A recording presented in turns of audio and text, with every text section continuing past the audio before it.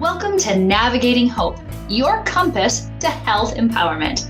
I'm Dr. Jamie Hope, steering you through healthcare, overcoming overwhelm, personal goals, and emergencies. We'll navigate the healthcare maze with actionable insights and real-world advice, unlocking the secrets to a healthier, more vibrant life.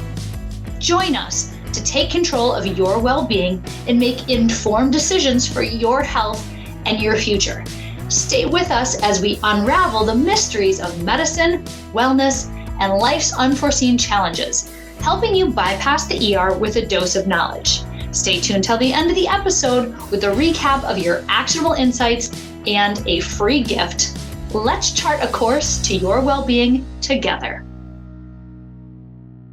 All right, everybody, welcome back to another episode of Navigating Hope. Today, I am very excited to be joined by Samantha Silverman. She is a licensed clinical social worker and founder of the Silver Linings Institute for Mental Health and has a book out along the same thing. Now, Samantha, you have a very fascinating background and history. So let's start at the beginning. Let's take it back to that day on September 11th in New York City. Can you share with us your experience? Sure, absolutely. Firstly, thank you so much for having me, Dr. Hope. And I am happy to take you back to my experience. I just moved to New York City. I had just graduated college. My first job after graduating college was working in World Trade Center 7 on Wall Street. And on the morning of 9/11, I was actually exercising in the top floor of World Trade Center 7. There was a beautiful gym, floor to ceiling glass windows. I had a gorgeous view of downtown Manhattan and the Twin Towers. When the first plane hit, I was actually readying myself for work in the locker room, and it felt like a bomb went off in the building that I was standing in. I ran out, and what I saw forever will be embedded in my mind. Really, really horrible, atrocious things that I don't ever want anybody I love to ever witness. Wow, I mean, just everyone who was alive during that time, I can remember exactly where I was, what the room looked like, what everything looked like, but you were there watching it in person. I'm sure you knew people there, and you don't know that you personally aren't in danger. So it's the witnessing, it's the experiencing and the fear. Like, how did that look for you over the next few days as you processed this? Yeah, so a little bit more about the story. Yeah, so I saw people falling out of the building, and then I was actually trapped in the elevator of my building, trying to go down to the lobby. I finally made it down to the lobby. I was trapped again because the entrance of our building shared the entrance of the Twin Towers, and there was so much debris and God knows what raining over our heads that we had no escape. When the second plane hit, I was still trapped in the lobby with no perceived exit or escape. We've ended up finding out that there was an exit through the loading dock of the building, and a security guard instructed us to safely he actually led us down the stairwell, down the escalator. So we were actually able to safely exit through the basement or loading dock of the building. And then when that happened, I actually had to run when the first tower imploded, and it was horrible. The days after, I know you asked about the days after and the weeks after. For days after, I was actually afraid to leave my apartment. I stayed in my apartment for about a week and I stopped sleeping. I developed chronic insomnia, post-traumatic stress disorder, survivor's guilt, anxiety, and depression. And I was shattered. I was beyond shattered. I had no illusion of safety. I didn't know how I was ever going to go on living the life that I had been living before the attacks. I mean, and all of those are just, they're natural and understandable reactions to such a traumatic event. And it's those initial things you do for your own safety, for protection, right? Run, flee, hide, stay awake, stay alert. But when those adaptive things become maladaptive, now you're no longer in danger, but your body kind of doesn't believe it. That's such a good point. Everything that I was doing, they were all defense mechanisms. They were all coping skills because I felt like if I slept, I would be vulnerable. If I left my apartment, I was vulnerable. And I had these coping mechanisms that just took control right away, right after the event. Until, like you said, after going through days or weeks of not sleeping, all of these skills became maladaptive. I mean, I don't know if you've ever been through a period in your life where you've had acute insomnia, but you can't think clearly. It also disrupts your brain chemistry. I'm sure you know a lot more about this than I do being a doctor, but I was just in a state of, I just felt like I was neither here nor there. Purgatory, really, is what it felt like. And I wonder, people who experienced that particular trauma or any trauma in their lives, it seems like this, what you experience translates to people who have experienced other types of traumas. Have you noticed some similarities? Absolutely. So, the way that trauma works is if you have a history of trauma, and then if you're exposed to another trauma, the traumas kind of join forces and stall your growth and stall your healing. It's much easier to deal with when you have just a single trauma compared to a history of other traumas that all are compounding. Even vicarious trauma, that's a form of trauma. I know we were talking a few minutes ago about being exposed to horrible things in the emergency room and vicariously, experiencing that trauma that other people present with. It's really hard to separate when you are an empath and when you do have compassion, which most of us do. Most of us have compassion and empathy, but it is really hard to, to separate somebody else's trauma from developing that vicarious trauma. And that can be really huge. I mean, I saw people jumping out of the buildings on TV, and it was incredibly traumatizing to see that in real life. And I think this is a good opportunity to talk about. We tend to want to judge and compare trauma, like, oh, you weren't physically there, so you don't get to be traumatized by it, or it doesn't count, or anything like that. What do you think about that trauma comparison that happens? Yeah, trauma comparison, it's a real thing. And it's so crazy to me that it's even a real thing. But there's trauma comparison, blaming and shaming. There's even something known as trauma bonding. But yeah, people definitely like to compare their trauma and say, well, what she experienced wasn't what I experienced. I did have a couple of people recently when I have been promoting my book or my practice tell me that they actually lost a loved one in the towers. And I mean, there are no words for that. There are absolutely no words for experiencing grief compared to experiencing trauma. But yeah, people just love to compare, and trauma is trauma, no matter how you dice it, no matter how you look at it. Everybody has a different experience, everybody has a different reaction to that experience. And yeah, I think that everyone's trauma is unique and everyone has to process their trauma in their own individual way.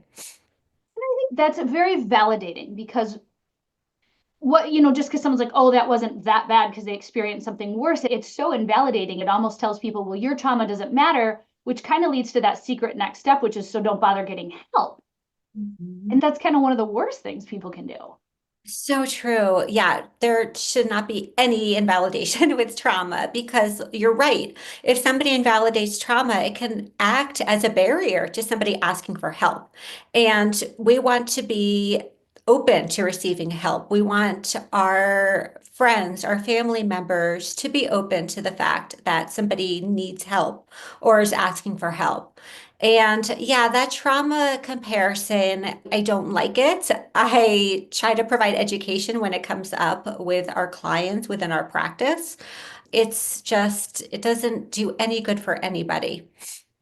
Yeah, no, it's super, super frustrating and it is a barrier. And I appreciate that the conversation around mental health, it has improved over the years, but we still have a ways to go. What other barriers do you see that people run across before they get to that level where they can access help, accept help, and make changes based on the help? Yeah, and that's such a great point. There are still so many barriers to mental health. One is your culture. There are some cultures that do not believe in mental health, or they have a more theological approach than a mental health approach. The other thing that I see, well, we were actually just talking about this before we started the podcast a few minutes ago. If you are a professional, and if you are either like a pilot, I know we've used your experience being an emergency room physician. When you go to renew your license, and if you check off the box that states that you received mental health care, it opens you up to investigation because the board wants to find out why is it that this person is seeking mental health care. Pilots, that's another really wonderful example. They have to go through such a rigorous training process. And if they seek mental health care, it's marked on their record. And it shouldn't be, because that is basically reinforcing that stigma that really successful professionals should not seek mental health care. So that needs to be abolished. That needs to be changed. I don't feel like we are close to that being changed just yet. Yeah, that is I mean, that's a huge problem because even high functioning people, for whatever that's worth, you still need help. Now, certainly it does tend to be more obvious to people when they're in a state of massive crisis, right? They're in the ER and they're suicidal, or they're just no longer functioning or able to do their job. Certainly, by all means, please seek mental help. There's, 988, the National Suicide Hotline, lots of those immediate resources. But for people who are listening that maybe aren't in that full level crisis mode, should they wait until they are to get help? What's your thought about that? Definitely do not wait. Seek mental health now. If there is something that you can change in your life that is bothering you, seek mental health now. I once had a therapist tell me change cannot happen in crisis. And that's so true. When you are in crisis, you need crisis stabilization skills. However, if you seek out mental health counseling when you are stable and not in crisis, that's the best time. That is the best time to come up with a treatment plan, to really stick to that pattern, and to have that catalyst for change. So definitely do not wait. Seek it out now. Do not wait until you are in crisis. Yes, and that'll help, it'll help process some of the old stuff. Maybe people have been stuffing down or even still using some of the maladaptive coping mechanisms for, or just the ignoring. And that way, when something does come up, an illness, a death of a loved one, a financial setback, it's not the straw that broke the camel's back because you've Exactly. got the tools to process things as they come. So that's one of the benefits of getting help when you're not in crisis, right? That's such a good point. Yeah, mental health has a compounding effect. And if you're in, like you said, you use the example of being in a relationship, being in an unhealthy relationship. And if issues keep compounding upon themselves, by the time that you seek help, you are in a state of crisis. But you want those tools before your situation exacerbates. You want those tools, you want those coping skills before you get to that point. Because then when you're at that point, you will be able to draw on those skills and tools that you learned in counseling. And your crisis won't be as acute. Yeah, it makes a world of difference. Even in medical stuff, the healthier you are going into a medical crisis, the easier it is to come out for your body. And so, of course, our mental health would be the same way. So instead of comparing your trauma and saying, "Oh, mine wasn't as bad as this person, why should I get counseling?" I think everybody should. I I mean, think everybody, yeah. why not? Who doesn't need a little brush up on coping skills, on processing something that they've gone through, just some better habits around that? Everybody does. Everybody does. Yeah. And I completely believe in the trifecta of health, mind, body, and soul. I love not only advocating for mental health care and post-traumatic growth, but advocating for a healthy lifestyle, advocating for diet and exercise, putting good, healthy nutrition and things into your body, also having good relationships with yourself and other people. It's not just about seeking mental health care, it's also about being physically healthy. And I'm sure, again, you know more about this being a doctor and a physician.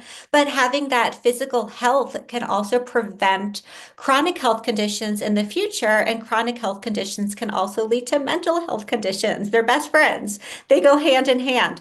So if you can start working on yourself now, today, both your physical health, your mental health, and your spiritual health, whether that's religion, relationships, being a good human, the time to do it is to start now.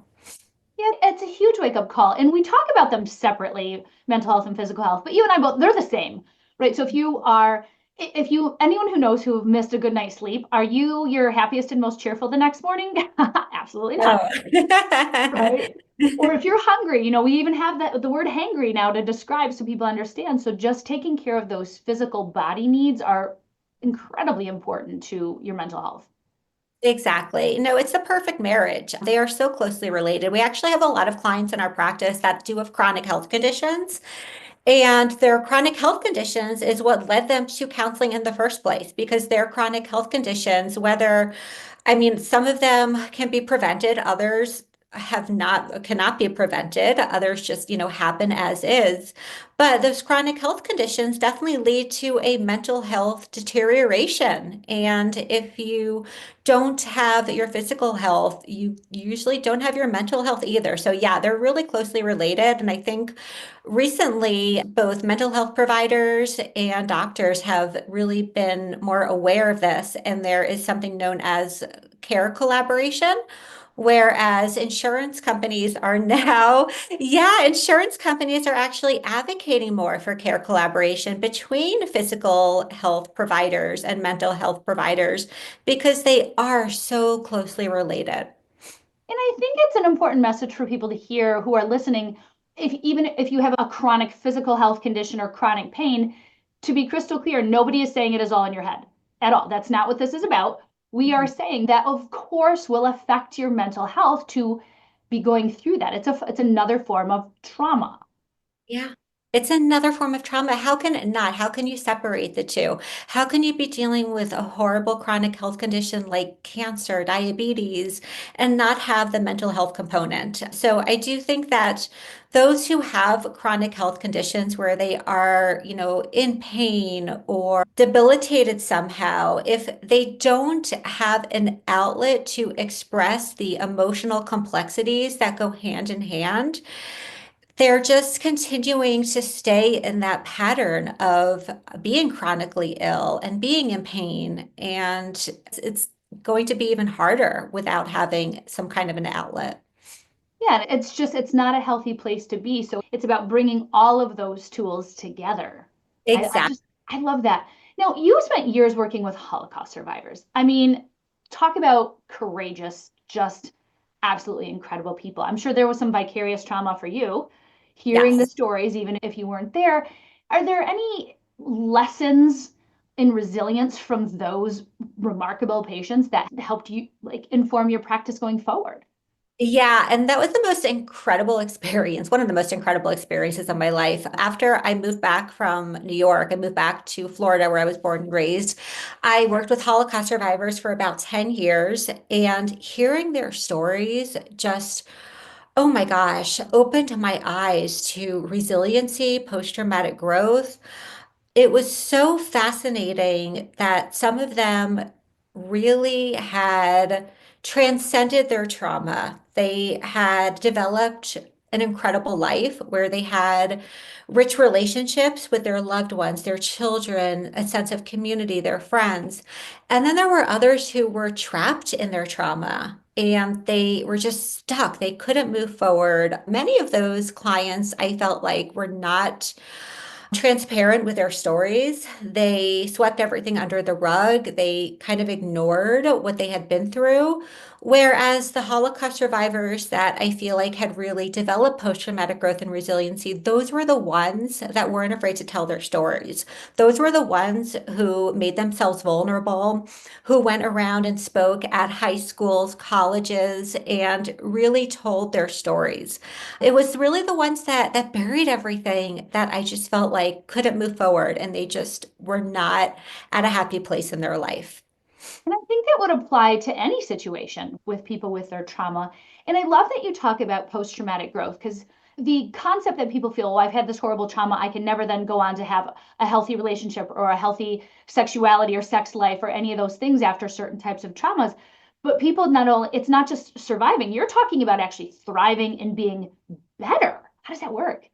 Exactly. I first want to, I guess, have a disclaimer before going into post-traumatic growth and resiliency. Grief and PTSD are two very different things. Grief is the loss of a loved one, and that can never be easily solved or transcended. However, PTSD is when you are in a horrid state in your life. You are the lowest that you've ever been, the lowest of the low.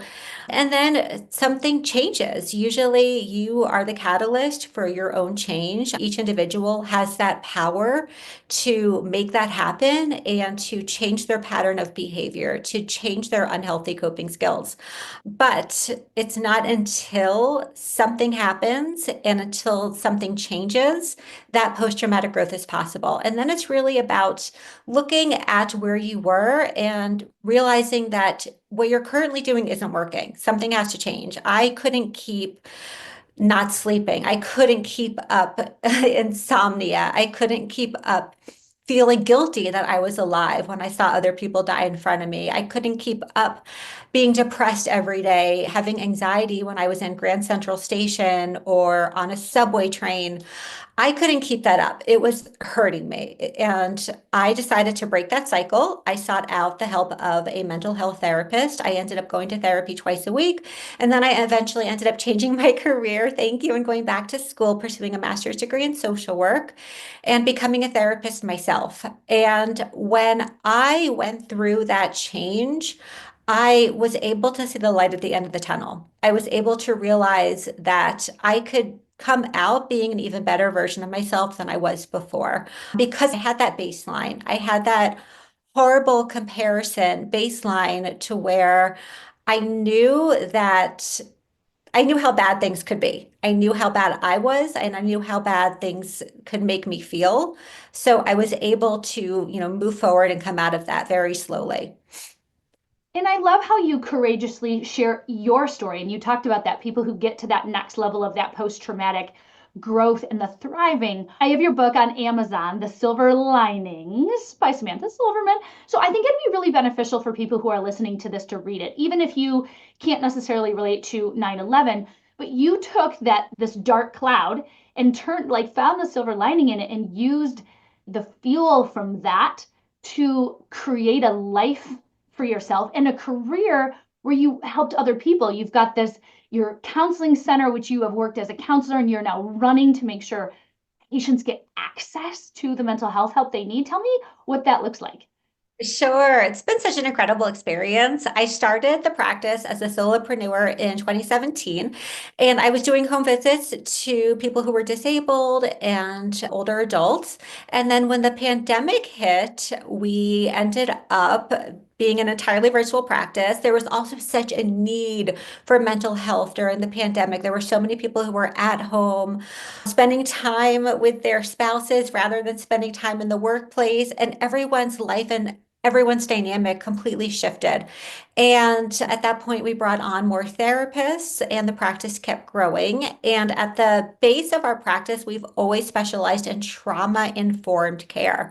We have EMDR providers. We have providers who specialize in DBT, dialectical behavioral therapy, CBT, cognitive behavioral therapy, brain spotting. And our core mission is to help those that have experienced a trauma. We now have about 20 therapists and provide virtual care to all of Colorado.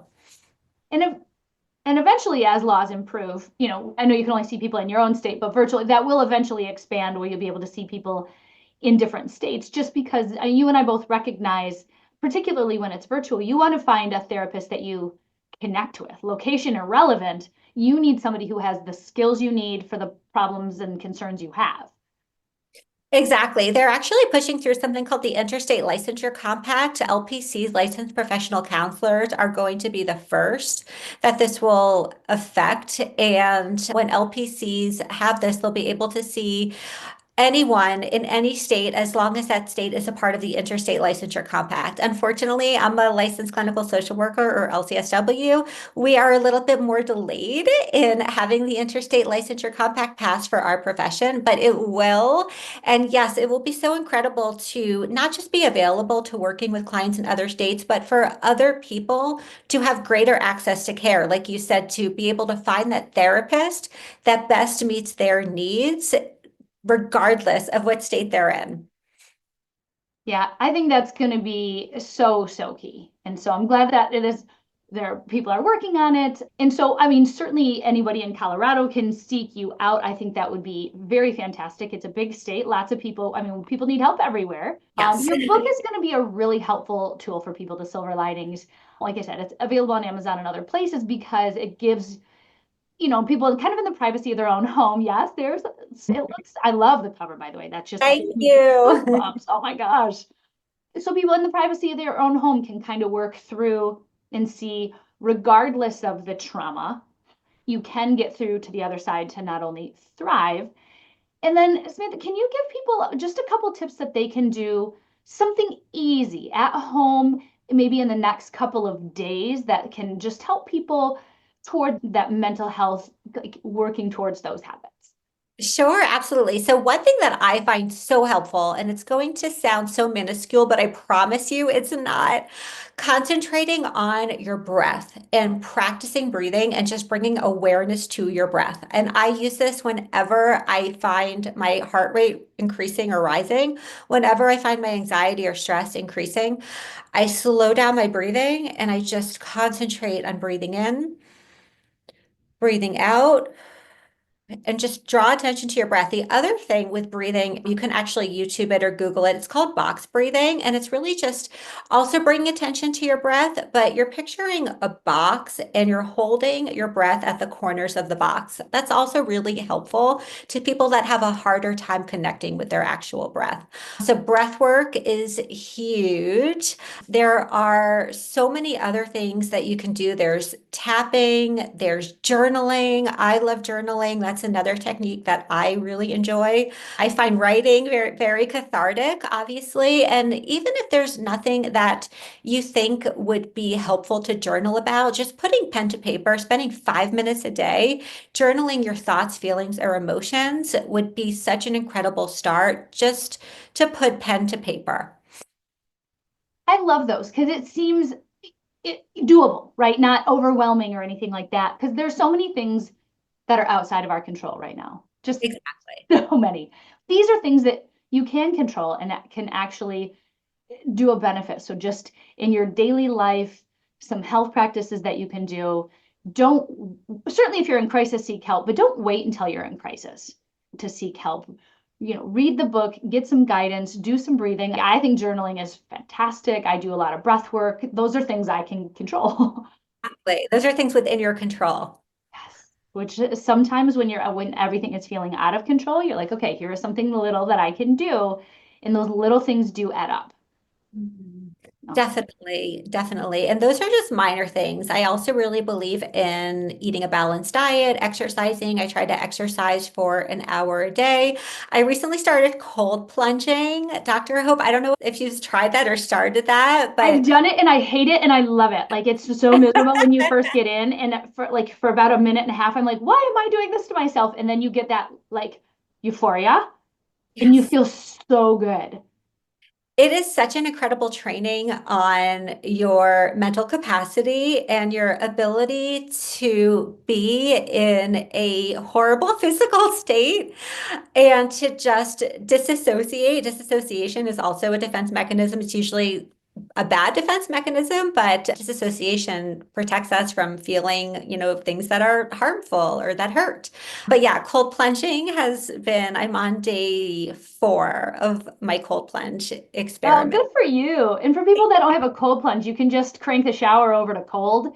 It's not exactly the same, but you tell you like you can do hard things and you can survive discomfort. Exactly.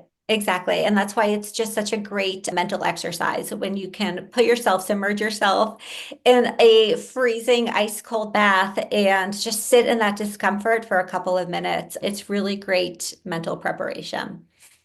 Oh my goodness. So many things that people can do. So, in addition to finding your book, Samantha Silverman, on Amazon, The Silver Linings, if people want to reach you, they have more questions, they want to hear some other things that you have taught or done, what's the best way for people to find you? Sure. So they can either look me up on our website, which is Silver Linings, MH is in mentalhealth.com. There's also silverliningsinstitute.com, which speaks to post-traumatic growth and resiliency. I'm also on Instagram, Facebook, Instagram, silver_linings_counseling. And then you can also find me on Facebook, LinkedIn. My name, Samantha Silverman, LCSW. Fantastic. And I love that. I like that there's a variety of different ways for people to find you. Don't worry, everybody. We will put all of that in the show notes. Nice, easy links for you to find. Samantha, thank you so much for your time. I mean, your journey has been incredible, and you sharing it helps show other people that they can do it too. So thank you. Thank you so much for having me on the show. I really appreciate it. We hope you enjoyed this amazing episode of the Navigating Hope podcast with today's guest, Samantha Silverman, a licensed clinical social worker, trauma therapist, founder of Silver Linings Mental Health and the Silver Linings Institute. She shared her remarkable story of surviving, healing, and post-traumatic growth following her first-hand experience of being trapped in the 9/11 attacks. Samantha's courage, insight, and practical tools are a guiding light for anyone working to move forward from trauma to transformation. Now, don't forget to download your Smarter Goals worksheet, your free resource to help you set clear, realistic, and meaningful goals that support your healing and long-term mental wellness. Click the link in the show notes to get your copy now. And without further ado, your top 5 takeaways. Number 1, trauma is trauma. Don't compare it, just treat it. Samantha debunks the myth of trauma comparison. Whether your trauma happened firsthand or vicariously, it matters. Everyone processes experiences differently, and all trauma deserves recognition, support, and healing. Number 2, help is most powerful before crisis. Seeking mental health care isn't just for a moment of crisis. In fact, therapy is most effective when started proactively. Samantha encourages people to reach out before everything falls apart, when healing tools can be built in peace and not panic. Number 3, mental and physical health are inseparable. Samantha spoke powerfully about the mind-body connection, especially in those living with chronic illness. Emotional health impacts physical health and vice versa. True wellness comes from tending to the body with care and intention. Number 4, post-traumatic growth is possible and powerful. Samantha shared how her experience surviving being trapped in the 9/11 attacks shattered her sense of safety and led to severe insomnia, PTSD, and anxiety. But by seeking help, committing to therapy, and reshaping her life, she not only recovered, she thrived, using these traumatic experiences to encourage her to become a therapist and help others find their own silver linings. And number 5, start small. Regulate through breath, journaling, and movement. Healing doesn't require a complete life overhaul overnight.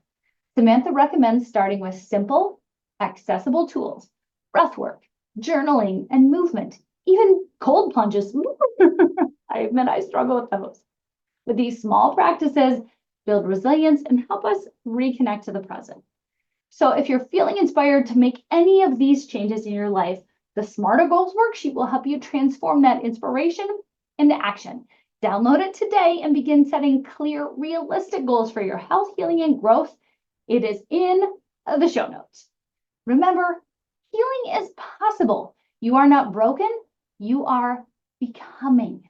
Stay hopeful, stay determined, and as always, keep navigating your journey with hope. Thank you for tuning into Navigating Hope with me, Dr. Jamie H.O.P.E. It has been an honor to navigate the realms of health and wellness with you today. Remember, in the journey toward a healthier life, knowledge is your compass. If you enjoyed our time together, please share, like, and subscribe to Navigating Hope. Join us next week where we'll continue to empower your health journey, arming you with the wisdom to navigate life's challenges and keep the emergency room in your rearview mirror.